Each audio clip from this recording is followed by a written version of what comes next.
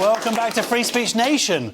Britain's cultural world has turned its back on Jewish creatives. According to a series of allegations gathered by The Times, artists, writers and performers have claimed that they are being frozen out of British cultural life, all because they refuse to describe Israeli actions in Gaza as genocidal. A number of literary figures have described how they have been dropped by their agents because they refuse to use the word genocide, and how they're being excluded from literary festivals and other readings. Meanwhile, Michael Etherton, the head of the UK Jewish Film Festival, said cinemas have made it impossible to make bookings. Joining me now is investigative journalist and former BBC documentary presenter Andrew Gold. Hello, Andrew. Thank you so much for joining us. Have you been aware of this phenomenon? Yes, it's something that has touched my life and my career. I was trying to make documentaries for quite some time and was always told, oh, you're a white man or whatever. But at one point I did say, well, OK, listen, I'm Jewish. Is that anything? Is that a minority that will help me in any way? And I was laughed out of the room and told, you know, somebody said to me, if I said what I really think about that, I'll be in a lot of trouble. And I never got them to actually expand on what that meant. Yeah, but what you did, and this is why you make such a great guest for this, is that you went out and you then made your own content, which is something maybe this sort of brings to me images of what happened like Yiddish theatre. If these cultural gatekeepers are going to omit Jews, then in the past that happened, and Jewish people went out and started their own publishing houses, started their own film industry. Yeah, that was the only choice, really. I mean, I tried for about 5 or 6 years, just going from meeting to meeting, and I was told no, for reasons related to my ancestry, which is absurd, and it's an absurd and sorry state of affairs. But I did eventually go, right, I've got no choice. I have to start making my podcast. I had no money, I had no anything, and just went with it. And I know a lot of others are doing so as well. And it might be the only way that we can really fight back. I think we are in trouble. And I think this might sound a little bit over the top, but I think we're possibly about to face a global Holocaust. I mean, I know that sounds almost facetious, but I don't really see a way back from this because Jews make up such a tiny percentage now of the country and the world. They are outnumbered by people who hate them, let's say. I know, in certain countries, particularly predominantly Muslim countries, those countries where people are coming over to our country right now from those places have percentages of sort of 90 to 100% of people who have unfavorable views of Jews. It's just a fact that the more that this happens, the more Jews will be pushed to the fringes. And yes, we can make our YouTube pages, but we're scared. When I'm just saying what I just said now is scary. I don't want people knowing where I live and all of those kinds of things. It's very difficult for my family. And those are the sacrifices that you and me and many of us have to make right now. Yeah, I mean, we're already seeing France's Jewish population basically moving elsewhere, moving to Israel. When it starts in the arts, though, it's like that's the canary in the coal mine. I mean, that's a phrase that we use anyway. But the arts, when the liberal arts, suddenly Jews aren't allowed, that surely is a terrible sign. And it's terrible for our culture.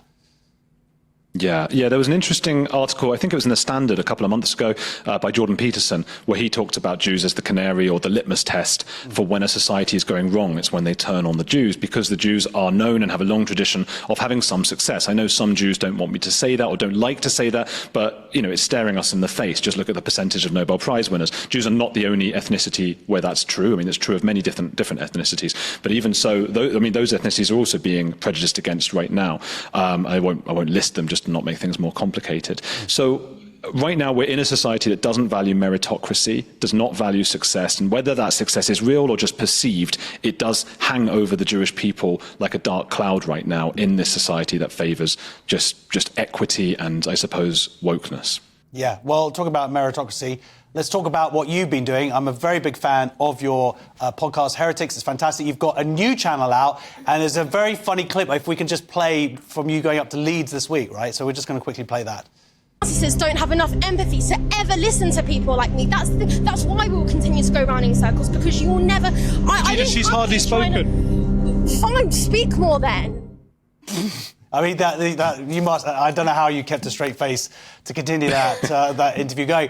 But it is a serious thing. You're following this woman who we've actually had on this show who's basically being cancelled from her university. Leeds, I was up there doing gigs only recently. That's where you went to university. I mean, were you shocked by what you found up there?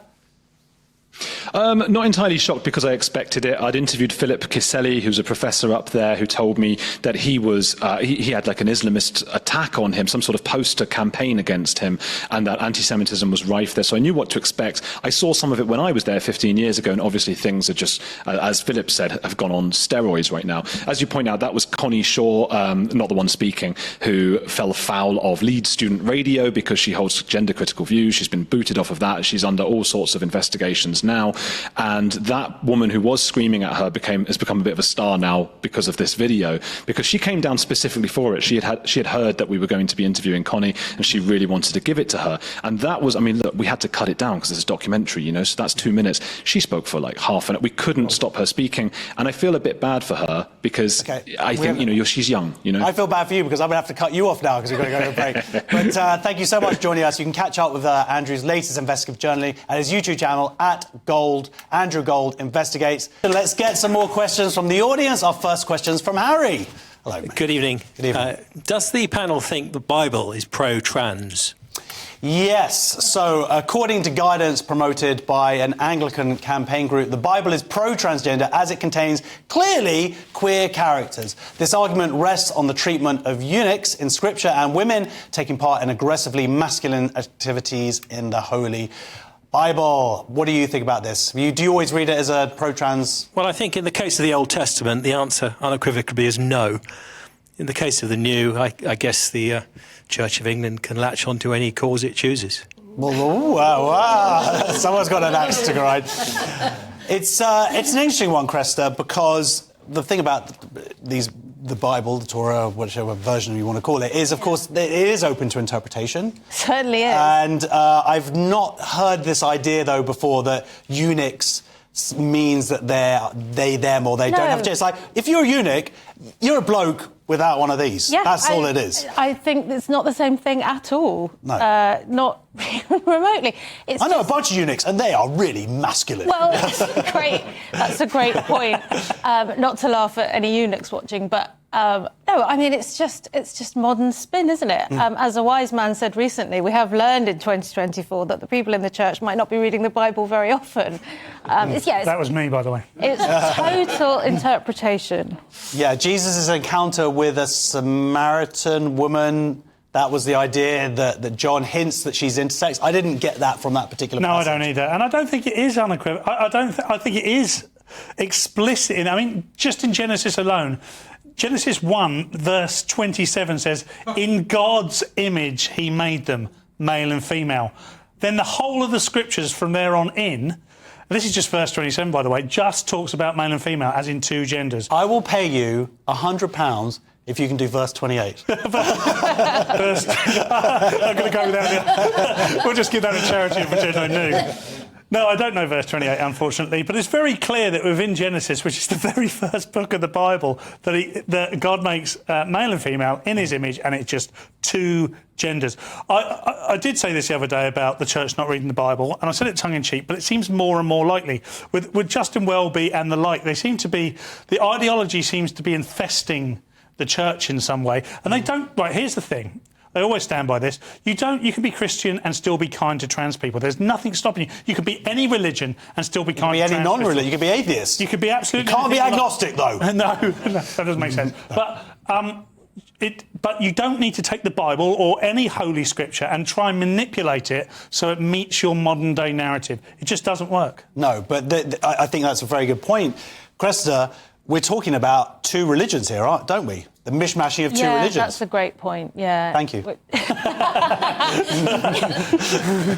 Yes, I agree. I think if you're being ideological about... I don't understand why you want this kind of approval from the church. It doesn't make sense to me. I don't think it's anything, approval. I would say you don't want to be involved in the church. Do your own thing, but you don't think it's approval. Sorry, Chris, I didn't mean to talk over you. I don't think it is approval. I think it's trying to be a gotcha moment. Look, the Bible, of all books, says that talks about trans or intersex people. It doesn't. Sorry. No, it doesn't. And you know, you've had sort of drag queens in churches and whatnot.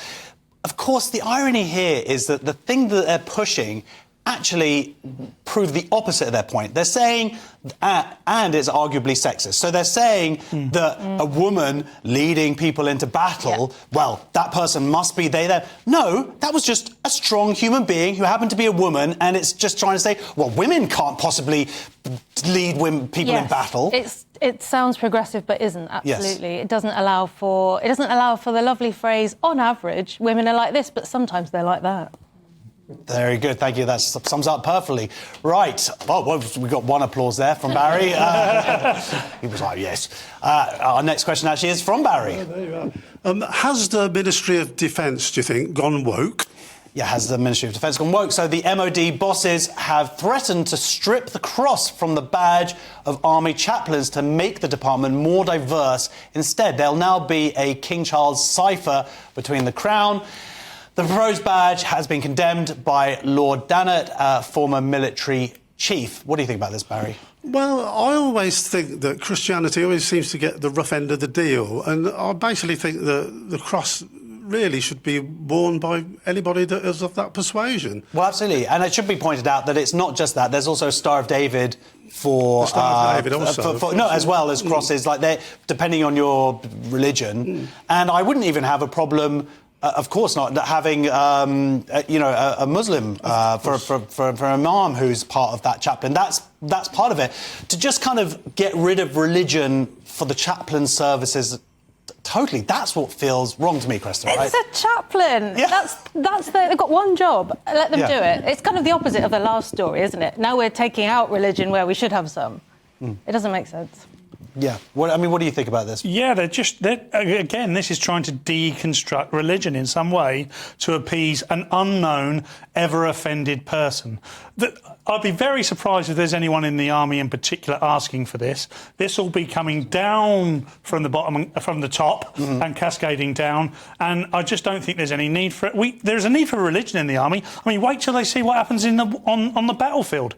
I mean, you are going to be praying to God then, I can tell you. Yeah, well, I mean, I think it's 6 people have had the Royal George's Cross who are part of the chaplain service. Considering that they don't carry any weapons, I mean, that would indicate incredible bravery. So why not be able to have a symbol of their religion as well? Absolutely. Yeah, I mean, it's the basis of everything they do, isn't it? It's bizarre to not have it there. Even if it wasn't there, that's still what's driving them, so it should be. Yeah. You know what? We've got only a minute and a half before the break. I want to do one question, which actually someone wrote in to Free Speech Nation at GBNews. So Free Speech Nation at GBNews.uk. That is our new web email address. If anybody out there has any questions that they want asked, if there are any topics that you feel that we need to cover, please do email us at that. So anyway, the next question is, this is what someone's written in. Should the Met be paying thousands of pounds for a convicted criminal? This is the story. Scotland Yard basically paid £5,000 to someone in an out-of-court settlement because there was a 17-year-old unlawfully imprisoned who was wrongly accused of being at a pro-Palestine protest. The irony is, of course, that this person later on, they're now 20 years old and they've just been convicted of charges relating to protests, and they've just received a 15-month sentence, suspended for 12 months, and for causing £100,000 worth of damage. So, Paul, it's like... Yes, of course, when you are arresting 17-year-olds, you have to be pretty careful, I imagine, whether they did it or not. But as it is, it turns out this person has now gone on to commit crimes after the fact. And they are the archetype as well. The person who's now 20 has been convicted, so I'm safe in saying it's reported. Yeah. Their name is Xanthi Wells, which sounds like a spa retreat. Yep. And they, them, they're a they, them. They, them, they are a they, them. And they were protesting in favour of Palestine long before October the 7th. So I'm not sure what they were doing other than letting the world know they dislike Jews. And then when it came around, I bet they couldn't believe their luck and they found themselves able to protest. Well, but you have to remember in the first incident, they weren't. They were just in an Instagram post with somebody who was. Yes. And there was some grainy CCTV footage, and this led to them being arrested and held for 6 hours, which apparently is worth $5,000. It's crazy, isn't it? Police, look, I think we all know my position on what's going on in Gaza and Israel, but I'm just saying, police, if you want to arrest me for 6 hours for being at a pro-Palestinian protest, I'll take the $5,000 very, very easily there. Not that I want to fulfil certain stereotypes. I shouldn't have said that at all. OK,